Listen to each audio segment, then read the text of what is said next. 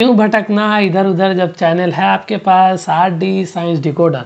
This is Ikram this side. Welcome to all of you in today's class. आज की class में आपका बहुत बहुत स्वागत है। देखिए बाबू, पिछले क्लास में डेट इज इन लेक्चर 5 में हम लोग क्या कर रहे थे, आपका हम 2 मिनट लेके वो सारी चीज़ को हम रिवीजन करवा देते हैं। ठीक है ना बाबू। आइए थोड़ी मेरी आवाज़ फंस के आ रही होगी, है ना, आप एडजस्ट कर लेना, कोई बात नहीं है। चलिए आगे हम लोग बढ़ते हैं और पिछले क्लास में हम लोगों ने क्या पढ़ा था, है ना, उस चीज़ के बारे में हम लोग एक बार समझ लेते हैं। ठीक है, अगर सर्किट कंप्लीट होगा, ठीक है, अगर कंप्लीट प्रॉपर वे में सर्किट को लगाया गया है ना, पॉजिटिव को पॉजिटिव के साथ ये सब सारे चीज़ों का ध्यान रखा गया है, तो bulb Babu will definitely glow. ठीक है, और उसी सर्किट में बाबू, उसी सर्किट में एक इलेक्ट्रिकल कंपोनेंट होता है जिसको स्विच बोलते हैं। ये किसी भी इक्विपमेंट्स को ऑन करने के लिए या फिर उसको ऑफ करने के लिए इस्तेमाल किया जाता है ना। तो ये कहीं ना कहीं इसका काम जो है सर्किट में जो है ना, सर्किट को ब्रेक और सर्किट को कंप्लीट करने के लिए यूज किया जाता है। ठीक है, और सिंपल स्विच हम लोग अपने घर पे भी बना सकते हैं। ठीक है, जिसके लिए मटेरियल इसकी ज़रूरत पड़ती है। ये देखिए, ये जो आपके पास जो डायग्राम है, ये किस चीज़ को रिप्रेजेंट करता है कि भैया यहाँ पे स्विच जो है ना ऑफ है। स्विच ऑफ कैसे है, क्योंकि यहाँ पे ये यहाँ तक तो इलेक्ट्रिक करंट फ्लो कर रहा है, लेकिन यहाँ पे ब्रेक हो गया, सर्किट को ब्रेक करने के लिए यूज किया गया है। तो यहाँ पे सर्किट इनकम्प्लीट है तो स्विच ऑफ बोला जाएगा। अगर स्विच ऑन है मतलब सर्किट कंप्लीट है, करंट फ्लो करेगी ताकि आगे और काम हो सकता है आसानी से। ठीक है ना, तो स्विच का मेनली 2 ही काम है, एक तो सर्किट को ब्रेक करना, दूसरा कंप्लीट करना। ठीक है, अगर ब्रेक कर रहा है तो स्विच ऑफ है, अगर कंप्लीट कर रहा है तो स्विच ऑन है। ठीक है बाबू, सिंपल डिवाइस है जो या तो ब्रेक करता है या कंप्लीट करता है सर्किट को। ठीक है, एक कंप्लीट सर्किट पूरा बनाने के लिए, इलेक्ट्रिक सर्किट बनाने के लिए हमारे पास एक सेल होना जरूरी है, एक बल्ब होना, वायर होना, स्विच होना, ये 4 इलेक्ट्रिकल कंपोनेंट का होना बहुत ज़रूरी है। ठीक है, और ये जो हम लोगों ने डायग्राम बनाया था यहाँ पे स्विच बना के, तो अगर स्विच ऑफ कर रहे हैं तो बल्ब ग्लो नहीं करेगा, स्विच ऑन है तो बल्ब ग्लो करेगा। ठीक है, और इसमें जो करंट फ्लो कर रहा है बाबू, वो DC करंट फ्लो कर रहा है, वो डेंजरस नहीं होता है ना। DC मतलब डायरेक्ट करंट। ठीक है, आपको शॉक फील नहीं होता है। ठीक है, आइए आगे हम लोग प्रोसीड करते हैं। और आज जो लेक्चर है बाबू, लेक्चर 6 है, आपको पता है लेक्चर 6 है। ठीक है, और आज जो टॉपिक है वो लास्ट टॉपिक है। आज हम लोग इस चैप्टर को खात्मा कर देंगे, है ना, कंप्लीट कर देंगे। आज जो टॉपिक हमारे पास है वो है इलेक्ट्रिक कंडक्टर्स। ठीक है, कंडक्टर्स के बारे में आपको सीखना है और साथ में इंसुलेटर के बारे में। ठीक है,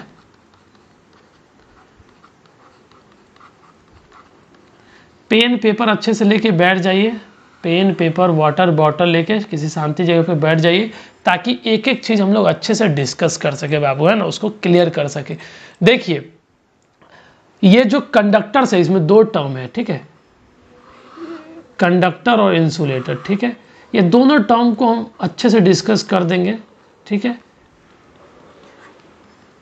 घबराने की ज़रूरत नहीं है, अच्छे से डिस्कस कर दिया जाएगा कि कंडक्टर किसको बोलते हैं और इंसुलेटर किसको बोलते हैं। ठीक है ना, पहले जो कंडक्टर और इंसुलेटर बनाने के लिए जो मटेरियल यूज किया जाता है, तो सबसे पहले हम लोग जो मटेरियल को समझते हैं कि एक्चुअली मटेरियल होता क्या है ना। किसी भी ऑब्जेक्ट गौर से सुनना, किसी भी ऑब्जेक्ट या किसी भी आइटम को प्रिपेयर करने के लिए हम लोग को मटेरियल्स लेना पड़ता है, और मटेरियल का कई काइंड्स है, डिफरेंट काइंड्स है। ठीक है, एकदम बेसिक से चलते हैं, उसके बाद हम लोग कंडक्टर और इंसुलेटर पे आएंगे। ठीक है, पढ़ाने को तो कंडक्टर और इंसुलेटर का डेफिनेशन लिखवा के भी एंड करा जा सकता था, लेकिन नहीं, हम लोग थोड़ा बेस जानते हैं, थोड़ा बेसिक से लेके चलेंगे। ठीक है ना, आप अच्छे से रेडी हो जाइए, NCERT में हम लोग लास्ट में चलेंगे।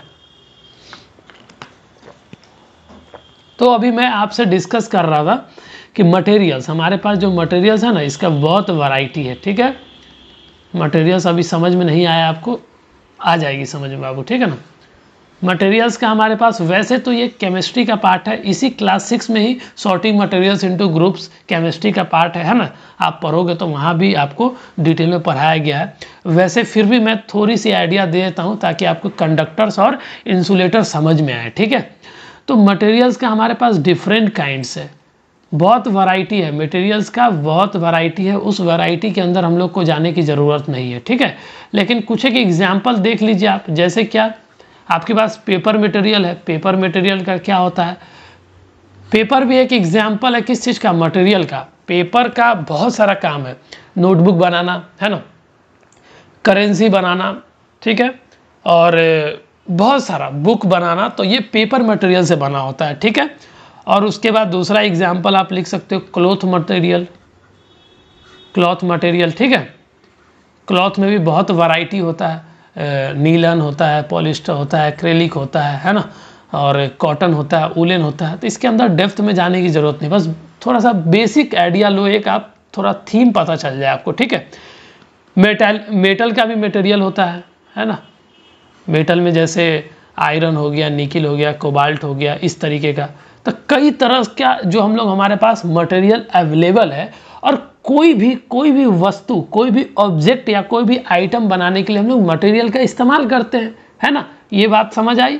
तो ये बेसिकली फ्यू एग्जाम्पल्स है किसका, पेपर, क्लॉथ, मेटल का। ये few examples of what, few examples of materials. Clear है। और एक और बात याद रख लेना आप, using this material, using this materials, इसी मटेरियल का इस्तेमाल करके डिफरेंट काइंड्स ऑफ ऑब्जेक्ट्स, या फिर आप कह लो डिफरेंट काइंड्स ऑफ ऑब्जेक्ट या फिर items, different kinds of object और आइटम्स को प्रिपेयर किया जाता है बाबू, ठीक है। प्रिपेयर किया जाता है। वीडियो पॉज करें, ये 2 पॉइंट आप अच्छे से लिखिए, थोड़ी सी थीम देने की कोशिश मैंने करा है आपको, ठीक है ना। आई होप कि ये चीज़ आपको क्लियर होगी। तो मटेरियल्स का हमारे पास बहुत वैरायटी है, वैरायटी में आपको जाने की ज़रूरत नहीं है, मैंने कुछ एक एग्जांपल देके समझा दिया। और इसी मटेरियल की हेल्प से डिफरेंट ऑब्जेक्ट और आइटम बनाई जाती है। ये बात क्लियर है। सपोज एक एग्जाम्पल मैं दे रहा हूँ आपको, ठीक है। सपोज, इसको भी आपको लिखना है, ठीक है, कि अगर आपको एक कुकिंग वेसल बनाना हो, कुकिंग वेसल बनाना हो, है ना, खाना बनाने के लिए एक बर्तन अगर आपको लेना हो जिसमें आप सब्जी बनाओगे, है ना, कढ़ाई लेना हो आपको, तो आप किस मटेरियल का सिलेक्शन करोगे। आपके पास कुछ एक एग्जांपल मैं दे रहा हूँ, गौर करना, किस मटेरियल को आप प्रीफर करोगे, किस मटेरियल को आप प्रीफर करोगे, क्लॉथ मटेरियल को प्रीफर करोगे, या फिर पेपर मटेरियल को प्रीफर करोगे, या फिर मेटल मटेरियल का प्रीफर करोगे, ठीक है। ये 3 एग्जाम्पल ही मैं दे रहा हूँ, किसको आप प्रीफर करोगे। अगर आपको बर्तन बनाना है जिसके हेल्प से आप खाना बनाओगे, है ना, उसके अंदर सब्जी, तरह तरह का आइटम आप बनाओगे, तो जो कुकिंग वेसल आपके पास होगा, जिसको नीचे से क्या दिया जाएगा, हीट दिया जाएगा, तो आप कैसे डिसाइड करते हो। तो कोई भी ऑब्जेक्ट जो है ना, टू प्रिपेयर एनी ऑब्जेक्ट्स या फिर आइटम, जैसे यहाँ पे एक आइटम हो गया कुकिंग वेसल, इसी को प्रिपेयर करने से पहले हम किन चीज़ों को, किन बातों का ख्याल करते हैं, किन चीज़ों पे फोकस करते हैं कि भैया अगर हम लोग को कुकिंग वेसल बनाना है तो हम लोग मटेरियल का सिलेक्शन जो करेंगे वो क्लॉथ का करेंगे या फिर पेपर का करेंगे या मेटल का करेंगे। भैया क्लॉथ का नहीं करेंगे, क्योंकि ये जो है ना हीट सर्वाइव नहीं कर पाएगा, पेपर बर्न कर जाएगा, तो पेपर का भी हम लोग वेसल नहीं बना सकते, है ना। मेटल का बनाएंगे क्योंकि ये हीट सर्वाइव कर लेगा। तो यहाँ पे जो है ना हम लोग किसको प्रीफर करेंगे, मेटल मटेरियल को। Metal material is being preferred. क्यों प्रीफर किया हम लोग मेटल मटेरियल को, क्योंकि ये हीट को सरवाइव कर जाएगा, हीट से ये जो है ना हीट से मेल्ट नहीं कर पाएगा, ठीक है, क्योंकि जितना हीट सप्लाई किया जाता है खाना बनाने के लिए उसको ये आसानी से ये मेटल सरवाइव कर जाएगा, मेटल में कोई नुकसान नहीं होगा। लेकिन क्लॉथ जो है ना बर्न कर जाएगा, पेपर भी बर्न कर जाएगा। तो यहाँ पे जो मटेरियल का सिलेक्शन हुआ वो मेटल हुआ। तो इसी प्रकार से हम लोग सेलेक्ट करते हैं। तो हम लोग mainly to prepare any object या फिर आइटम को प्रिपेयर करने के लिए हम लोग किन बातों का ख्याल रखते हैं, तो हम लोग सिर्फ दो चीज़ों का ध्यान रखते हैं, ठीक है। कोई भी अगर टू प्रिपेयर एनी ऑब्जेक्ट या item, we select what, we select material, we select material. कि किस मटेरियल से हम लोग को कोई ऑब्जेक्ट बनाना है, ठीक है। और जब हम लोग मटेरियल का सिलेक्शन करते हैं, वी सेलेक्ट मटेरियल्स, और कैसे करते हैं, हाउ। यहाँ पे अगर मैं एक क्वेश्चन पूछ दूँ तो इसका सिलेक्शन जो है ना 2 क्राइटेरिया से करते हैं। पहला कि जो ऑब्जेक्ट या फिर जो आइटम हम लोग प्रिपेयर करने वाले हैं उसका पर्पज़ क्या है, किस पर्पज़ के लिए यूज किया जा रहा है ना, उसका पर्पज़ मतलब उसका यूज क्या होगा, जो मटेरियल हम लोग बनाएंगे वो किस यूज के लिए आएगा, है ना, उसका पर्पज़ क्या है बनाने का। और दूसरा किस मटेरियल से बनाएंगे हम लोग, तो प्रॉपर्टीज ऑफ मटेरियल देखेंगे, प्रॉपर्टीज ऑफ मटेरियल, सब समझ में आ जाएगा। अभी मैं डिस्कस फिर कर देता हूँ आपको, ठीक है। पहले वीडियो पॉज करके इतना आप लिखिए बाबू, ठीक है, फिर मैं डिस्कस करता हूँ। आई होप कि आपने लिख लिया होगा बाबू, ठीक है ना, लिख लिया होगा। तो मैं क्या कह रहा था आपको कि कोई भी ऑब्जेक्ट या आइटम बनाने के लिए आप मटेरियल का सिलेक्शन करते हो, कि मटेरियल चुनते हो कि किस मटेरियल से बनाना है। और मटेरियल चुनने के लिए आप दो बातों का ख्याल करते हो कि जो ऑब्जेक्ट या जो आइटम आप बनाने वाले हो उसका यूज़ क्या है, दूसरा कि किस मटेरियल से बनाना है, तो उस मटेरियल का प्रॉपर्टीज़ देखते हो। जैसे यहाँ पे कुकिंग वेसल को बनाना था तो यहाँ पे हीट सर्वाइव कराना था, हीट कहीं ना कहीं हीट सप्लाई करना था ताकि वो हीट को सह सके, है ना, वो बर्तन जो है हीट को सह सके। तो क्लॉथ का यहाँ क्लॉथ मटेरियल से बर्तन बना ही नहीं जा सकता, पेपर का भी नहीं बनाया जा सकता था, तो हम लोगों ने मेटल का चूज किया, है ना। तो पहले हम लोगों ने डिसाइड किया था, मटेरियल चुनने से पहले हम लोगों ने क्या देखा, मटेरियल की प्रॉपर्टीज़ देखा। और ये क्लॉथ है तो क्लॉथ एक मटेरियल है, तो क्लॉथ का अपना प्रॉपर्टीज़ है, पेपर का भी अपना प्रॉपर्टीज़ है, मेटल का भी अपना प्रॉपर्टीज़ है कि नहीं बाबू। तो different material have different properties, ठीक है। तो आप इन बातों को भी लिख लेना एक पॉइंट कि डिफरेंट मटेरियल, ठीक है, different materials have different properties. हाँ, ये सही बात भी है, हर मटेरियल की अपनी अपनी खासियत होती है, प्रॉपर्टीज होती है, ठीक है। वीडियो पॉज करके ये पॉइंट डाल लीजिए आप। आई होप कि आपने लिख लिया हो। तो जो बाबू यहाँ पे जो कंडक्टर और इंसुलेटर जो दिखाई दे रहा है, ये कहीं ना कहीं अलग अलग 2 मटेरियल है, ठीक है। तो एक हम लोग यहाँ पे जो मटेरियल का क्लासिफिकेशन किया जा रहा है वो किस बेसिस पे किया जा रहा है। और आपको पता है कि जब भी क्लासिफिकेशन हो तो अगर आप उसका बेसिस ध्यान रख रहे हो तो आसानी से याद हो जाता है ना इसका क्लासिफिकेशन। तो यहाँ पे जो मटेरियल का क्लासिफिकेशन किया जा रहा है, क्लासिफिकेशन किया जा रहा है, उसका बेसिस क्या है भैया, उसका बेसिस क्या है कि वो मटेरियल जो है ना इलेक्ट्रिसिटी को कंडक्ट कर रहा है या नहीं कर रहा है। मतलब क्या इलेक्ट्रिसिटी को पास होने दे रहा है या नहीं दे रहा है, या फिर क्या कह सकते हैं इलेक्ट्रिक करंट को ये पास होने दे रहा है या नहीं दे रहा है। तो इसका बेसिस क्या है, वेदर इट कंडक्ट इलेक्ट्रिसिटी और नॉट, ये इलेक्ट्रिसिटी को कंडक्ट कर रहा है कि नहीं कर रहा है। तो इस बेसिस पे हम लोगों ने मटेरियल का क्लासिफिकेशन 2 पार्ट में करा था, ठीक है। एक तो हमारे पास मटेरियल आ जाएगा कंडक्टर्स, दूसरा मटेरियल हमारे पास आ जाएगा इंसुलेटर्स, ठीक है। इन दोनों को हम सेपरेट डिस्कस कर देते हैं, ठीक है। कंडक्टर मतलब जो इलेक्ट्रिसिटी को कंडक्ट करता हो, मतलब इलेक्ट्रिक करंट इस मटेरियल से पास कर सकता है। और इंसुलेटर से इलेक्ट्रिक करंट पास नहीं करेगा, ठीक है। मैं ये दोनों को ना, कंडक्टर और इंसुलेटर दोनों को मैं समझा दे रहा हूँ अभी, ठीक है। इससे पहले मैं एक एग्जांपल लेता हूँ, आपको क्लियर करने की कोशिश करता हूँ, ठीक है। पहले इतना आप लिख लीजिए।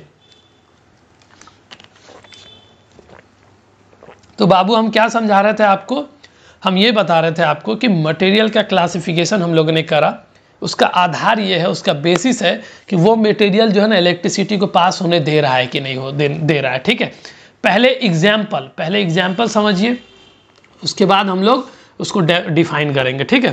तो एक एग्जाम्पल है वायर का, ठीक है। वायर हम लोग लेते हैं, देखते हैं, एक वायर हम लोग ड्रॉ करते हैं, ठीक है। पिछले क्लास में भी शायद हम समझाए ही होंगे आपको इसके बारे में। तो ये अपने पास वायर है, ठीक है, ये वायर है। और वायर के अंदर क्या होता है, वायर के अंदर होता है मेटल। ये कई तरह का मेटल हो सकता है ना, ये एल्युमिनियम का भी हो सकता है, कॉपर का भी हो सकता है, सिल्वर का भी हो सकता है। तो ये अपने पास क्या है, ये कहीं ना कहीं मेटल है, ये मेटल मटेरियल है, ये मेटल मटेरियल है, ये चीज़ आपको पता है, ठीक है। और ये देखो, ये जो इसका आउटर कवरिंग है बाबू, ये इसका आउटर जो कवरिंग है, ये आउटर कवरिंग है, ये क्या है, insulator, act as a insulator, ये इंसुलेटर है, ठीक है।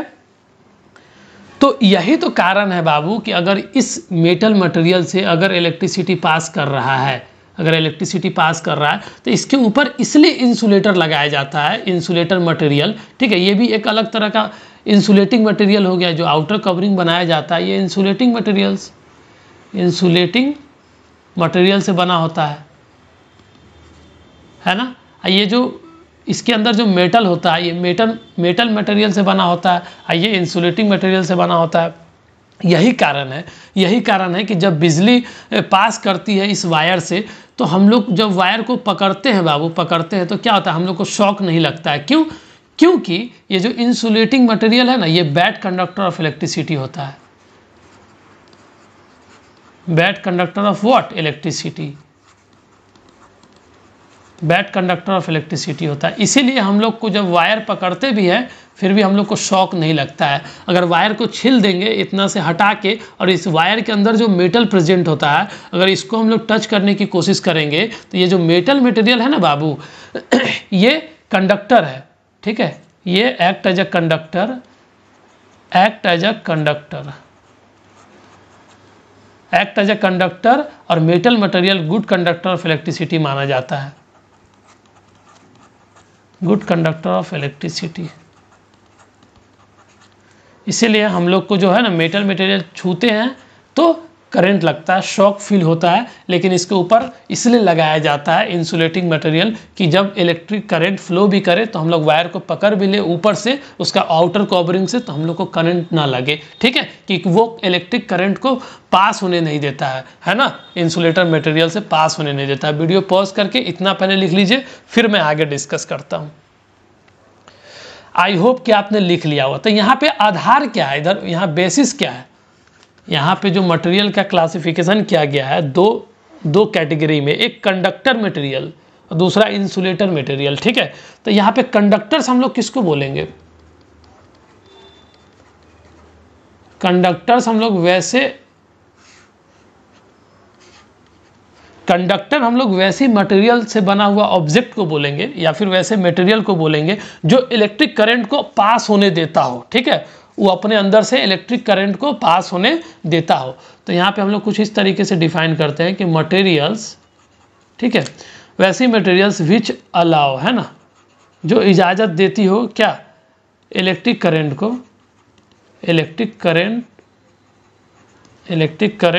टू पास थ्रू देम, उससे गुजर कर, है ना, उससे गुजर कर एक जगह से दूसरे जगह आसानी से जा सकती है इलेक्ट्रिक करंट। तो वैसे मटेरियल की प्रॉपर्टीज अलग ही होती है ना, ये कंडक्टर बोला जाएगा कि ये कंडक्टिंग मटेरियल है, ठीक है। तो material which allow electric current to pass through them, जैसे एग्जाम्पल हमारे पास क्या हो गया कि चाबी, है ना, जो मेटलिक बना होता है, आयरन नेल, ठीक है। दूसरा पेंसिल बाबू, जो पेंसिल के अंदर जो लीड होता है उसमें ग्रेफाइट पाया जाता है, वो ग्रेफाइट से बना होता है। और आपको पता है ग्रेफाइट ये गुड कंडक्टर ऑफ इलेक्ट्रिसिटी है, ये गुड कंडक्टर ऑफ इलेक्ट्रिसिटी है। इसीलिए पेंसिल जो है ना, आप पेंसिल को जो बोर्ड होता है इलेक्ट्रिक बोर्ड, उसके अंदर नहीं डालना, नहीं तो आपको शॉक फील होगा, है ना, आपको लगेगा कि करंट लग रहा है। क्योंकि जो पेंसिल होता है ना, पेंसिल में भी अंदर में होता है लीड होता है, ऊपर से वुडन पार्ट होता है। तो वुडन पार्ट तो बैड कंडक्टर ऑफ इलेक्ट्रिसिटी है ना, वो इंसुलेटिंग मटेरियल हो गया। लेकिन उसके अंदर जो लीड होता है बाबू, जिससे आप लिखते हो, वो lead good conductor of electricity है, क्योंकि वो ग्रेफाइट से बना होता है, ठीक है। तो ये याद रखना पेंसिल लीड के बारे में। वीडियो पॉज करके ये लिख लीजिए आप। आई होप कि आपने कंडक्टर समझ लिया, है ना। तो दूसरा अब आ गया हमारे पास क्या, इंसुलेटर। इंसुलेटर किसको बोलेंगे, इसका ठीक ऑपोजिट हो जाएगा, इंसुलेटर किसको बोलेंगे? ऐसी मटेरियल जो इलेक्ट्रिक करंट को पास होने न दे। Simple as that. Materials which do not allow electric current to pass through them, मतलब वैसी मटेरियल जो अपने अंदर से इलेक्ट्रिक करंट को पास होने ना दे। जैसे जो वायर था, वायर का जो आउटर कवर है बाबू, वो इंसुलेटिंग मटेरियल से बना होता है, तो वो जो आउटर पार्ट है वो एक्ट एज ए इंसुलेटर करेगा। इसलिए जो मेटल के अंदर से इलेक्ट्रिक करंट पास होते रहता है, जब ऊपर से हम लोग पकड़ भी लेते हैं तो हम लोग को शॉक करंट नहीं लगता है। ठीक है, तो इसकी खासियत है, हर मटेरियल की अपनी अपनी प्रॉपर्टीज होती है। तो इसका ये प्रॉपर्टीज है कि ये bad conductor of electricity, electricity को पास होने नहीं देता है, इलेक्ट्रिक करंट को पास होने नहीं देता है। ठीक है, एग्जाम्पल जैसे इरेजर हो गया, स्केल हो गया जो प्लास्टिक से बना होता है। ठीक है, थर्मोकोल या फिर एयर भी जो है ना इंसुलेटर है। ठीक है, ये इंसुलेटर है, ये इलेक्ट्रिक करंट को पास होने नहीं देता है बाबू। ठीक है ना, वीडियो पॉज करें, इतना लिख लीजिए आप। आई होप कि आपने लिख लिया होगा, है ना। एक पॉइंट आप डाल लेना नोट करके, जो हमारा ह्यूमन बॉडी है, ठीक है, जो हमारा ह्यूमन बॉडी है, ये बताइए ये गुड कंडक्टर ऑफ इलेक्ट्रिसिटी है या बैड कंडक्टर ऑफ इलेक्ट्रिसिटी है? तो ये एक्ट एज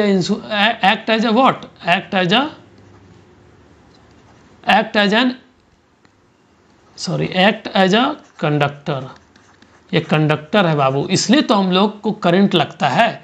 जब हम लोग खुला वायर को मतलब छिला हुआ मेटल, उसके अंदर का मेटल पार्ट को जब टच करते हैं हम लोग, तो हम लोग को शॉक फील होता है, इवन डेथ भी हो जाता है अगर हाई वोल्टेज लग गया तो। ठीक है, तो ये जो एक्ट एज अ कंडक्टर है, इसलिए जो है ना ये इलेक्ट्रिक करंट को, इलेक्ट्रिसिटी को पास करने देता है। ठीक है, तो हम लोग को अपने आप को भी सिक्योर करके रखना है। ठीक है, जब हम लोग एसी करंट में डील करें तो काफ़ी सावधानी रखेंगे, क्योंकि जो हमारा ह्यूमन बॉडी है वो कंडक्टर की तरह एक्ट करता है, वो कंडक्टर है, गुड कंडक्टर ऑफ इलेक्ट्रिसिटी है, इलेक्ट्रिसिटी पास होता है। ठीक है, इसीलिए हम लोग इससे बच के रहेंगे। अगर हम डीसी करंट में डील करते हैं तो ज़्यादा घबराने की ज़रूरत नहीं है, लेकिन एसी करंट में हम लोग को थोड़ी सी सावधानी बरतनी पड़ेगी। ठीक है, ताकि हम अपने आप को सेफ रख सके, कोई घटना ऐसा ना हो जिससे आपको महंगा पड़े, है ना। इवन लोगों की तो डेथ भी हो जाती है अगर क्रिटिकल सिचुएशन होता है तो। ठीक है, बचने की कोई चांसेस नहीं होती है, तो काफ़ी ध्यान रखेंगे हम लोग इस चैप्टर। वैसे तो चैप्टर अभी एंड हो गया, अभी इससे ज़्यादा कुछ नहीं पढ़ना इस चैप्टर में। ठीक है, यहाँ पे चैप्टर कंप्लीट होता है, ये लेक्चर भी कंप्लीट होता है। अभी मैं डिस्कस करने वाला हूँ कुछ एक इम्पॉर्टेंट चीज़।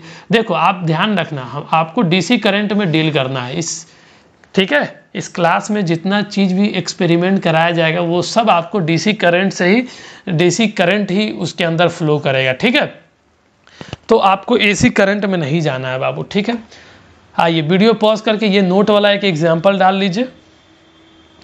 तो यहाँ पे आपका जो है ना इति समाप्तम होता है। ठीक है, यहाँ पे आपका चैप्टर कंप्लीट होता है। हम लोगों ने काफ़ी मेहनत करके, है ना, आप भी हमारे साथ डे 1 से लगे हुए हैं और हम लोगों ने अच्छे से इसको कंप्लीट किया, है ना। तो आपको बहुत बहुत बहुत कांग्रेचुलेसन, है ना, बिग कॉन्ग्रेट्स